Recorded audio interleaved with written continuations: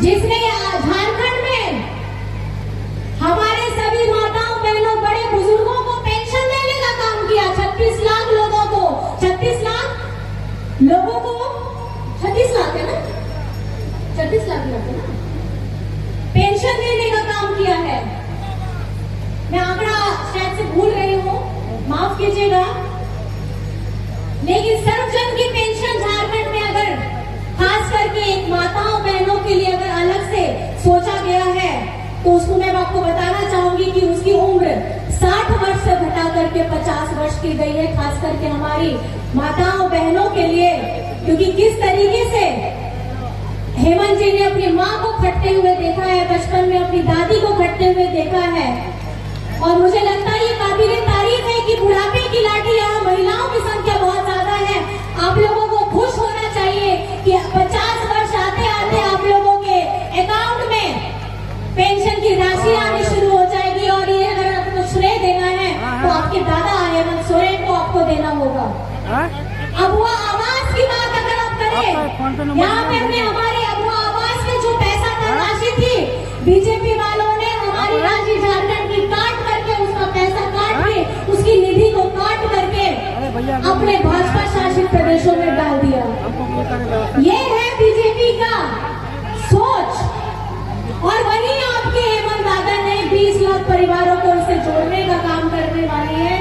और आप लोगों को खुशी होगी कि अबुआ आवास जिनको मिलेगा उनको 2 नहीं 3 कमरे का अबुआ आवास मिलने वाला है। और जितने भी लोग इसके लाभार्थी होने वाले हैं, आप लोग गर्व से अपने ऊपर एक मजबूत छत पाएंगे।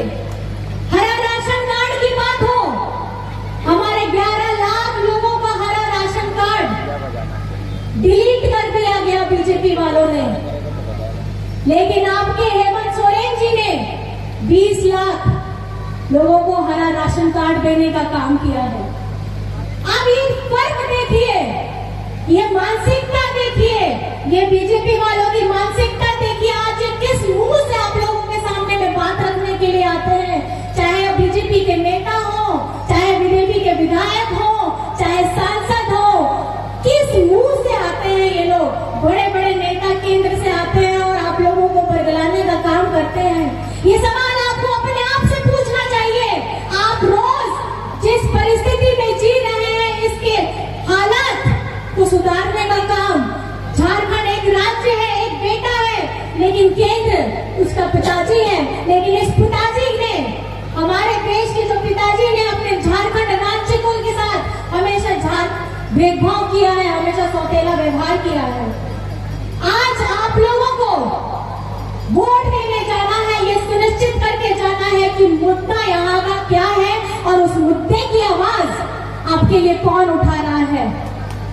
और ये मुद्दे की आवाज मैं कह सकती हूँ कि झारखंड मुक्ति मोर्चा के साथ इंडिया गठबंधन के हमारे जितने लोग हैं, हम लोग मजबूती से उठा रहे हैं।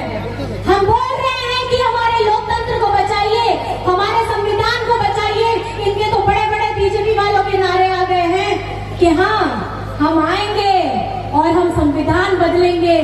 इसलिए बदलेंगे क्योंकि कुछ लोगों को, बड़े बड़े लोगों को इनको खुश करना है, लेकिन गरीब गुरबा, आदिवासी, दलित, पिछड़ा, अल्पसंख्यक जैसे जरूरतमंद लोगों को इनको नहीं देखना है।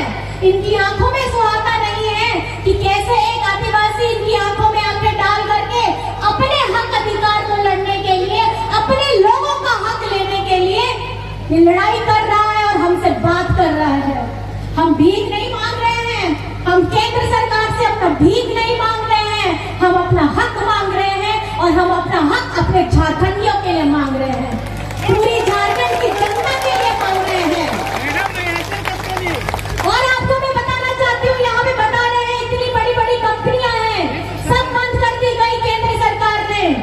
आज केंद्र सरकार बोलते हैं कि हम बहुत विकास कर रहे हैं। आप धरातल पे आके देखिए, अभी कुछ दिन पहले ही वो आए थे माननीय, लेकिन वहाँ के जमीन पे भी उतरे, लेकिन वहाँ के लोगों की बात नहीं की।